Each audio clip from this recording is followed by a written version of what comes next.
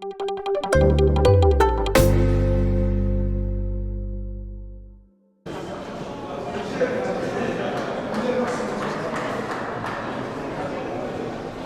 Lyon.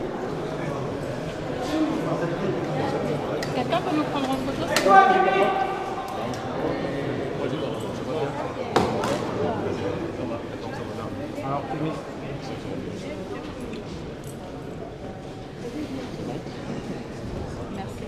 Alors, Kémy Séba, ce procès, qu'est-ce que ça a donné? Comment ça s'est passé? Ça a donné comme prévu, c'est-à-dire que je pense que les juges ont leur point de vue, un point de vue qui est en harmonie avec les gens qui dominent dans ce pays.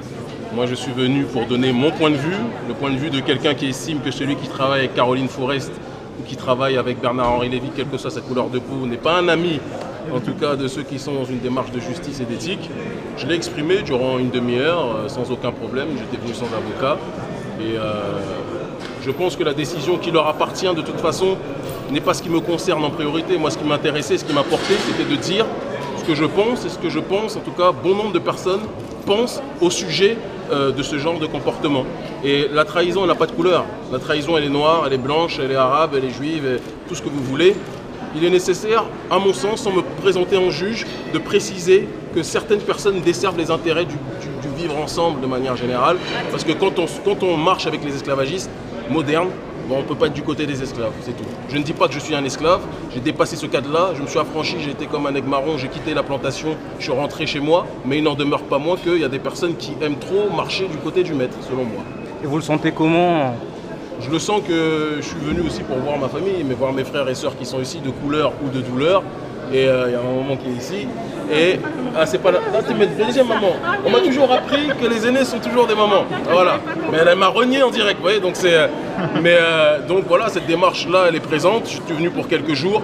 J'ai profité de cela pour le procès, pour dire ce que je pensais. Et je crois que c'est une affaire qui dépasse complètement le cadre communautaire. Complètement le cadre communautaire, c'est quelque chose qui a trait simplement à la dignité, à l'éthique. Et c'est quelque chose qui manque beaucoup aujourd'hui. Parce que bon nombre de personnes sont prêtes à baisser leurs boubous, leurs pantalons pour avoir quelques sommes d'argent. C'est un peu dommage, mais c'est l'histoire aussi qui veut ça. Ce genre de procès, c'est symptomatique de la France de 2015? C'est symptomatique d'une France qui va mal et qui est tenue en otage par des gens qui ne sont pas français. C'est ce que moi je pense profondément. C'est-à-dire que là, la procureure a essayé de détourner le sujet parce que sans doute qu'elle fait partie de la grande famille, enfin on se comprend, a détourné le sujet en essayant de présenter mon discours quand je dis collabeur en disant que c'est quelqu'un qui est contre les Blancs. J'ai jamais dit ça. J'ai jamais dit ça. Bernard-Henri Lévy, pour moi, il est contre les Blancs aussi. Donc, il est contre les Noirs, il est contre les Arabes aussi. Donc c'est quelque chose qui dépasse. Et j'ai même envie de dire qu'il est contre les Juifs, parce que je ne suis pas certain, si on creuse, que bon nombre de Juifs pensent que ce mec-là rend honneur à cette communauté. Donc c'est un message universel, c'est un message de dignité. Après, je me considère comme quelqu'un qui essaie de résister en tant qu'Africain. Je vais au bout de ma démarche.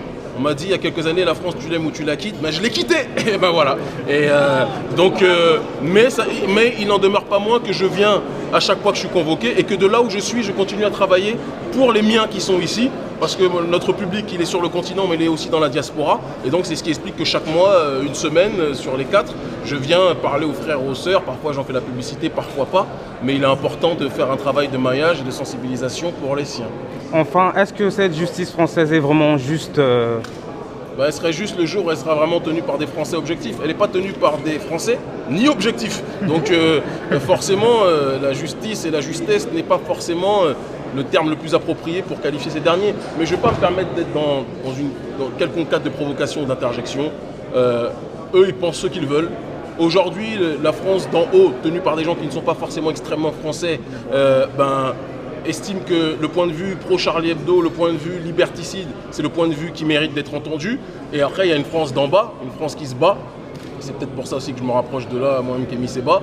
Et bien, leur logique, c'est de penser qu'on a le droit de dire ce qu'on veut et qu'il ne faut pas qu'il y ait de liberté d'expression à géométrie variable. Il y a des gens qui ont le droit, et Ahmed Meghini se range de ce côté-là, ont le droit de se ranger du côté de torchons, c'est mon point de vue, qui injurient, qui se moquent systématiquement, toujours des plus faibles, jamais des puissants. C'est aussi ça que je pense qu'il est important de notifier. Moi, la satire, j'ai aucun problème quand la satire, elle est universelle.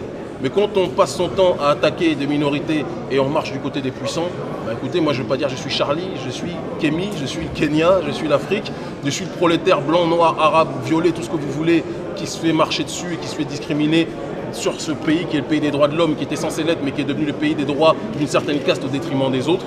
Et j'assume complètement. Et ce que j'ai dit aujourd'hui, je leur dirai demain de toute façon. Voilà. C'est à cause de cette oppression, vous restez à rester debout, quoi qu'il arrive? J'ai envie de te dire que je considère même plus ça forcément comme de l'oppression. L'oppression, c'est un statut, on subit quelque chose, on subit, on résiste. Moi, j'ai décidé de m'affranchir. Et je pense que le cadre de l'oppression, de l'affranchissement, c'est une démarche personnelle. Je me sens plus opprimé. Et c'est d'ailleurs pour ça que je dis ce que j'ai envie de dire. Même si on me dit, ne dis pas ça parce que c'est dangereux de le dire vis-à-vis de ces derniers. Mais je n'ai aucun maître, mon seul maître, c'est Dieu.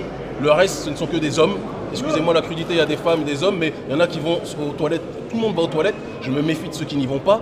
Et donc, à partir de là, on est tous des hommes et femmes, de jambes, de pieds quand on est normalement constitué. Et je pense qu'il est du devoir de tout le monde, de chaque citoyen dans cet universel aujourd'hui, de dire ce qu'il pense être bon, tant qu'il n'est pas dans une démarche d'attaquer gratuitement les gens. J'ai qualifié un comportement, je n'ai pas qualifié une ethnie ou une race. Ce n'est pas ma démarche. Voilà. Merci infiniment. Merci beaucoup d'être venu.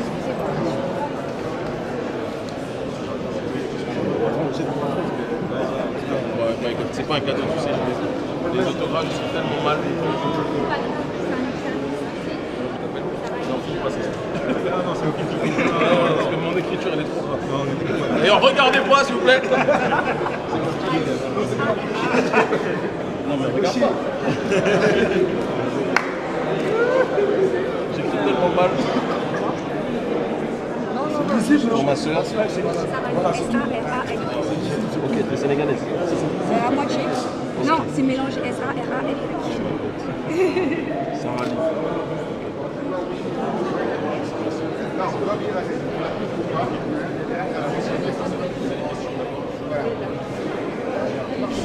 Sur la gauche, tu vas le voir.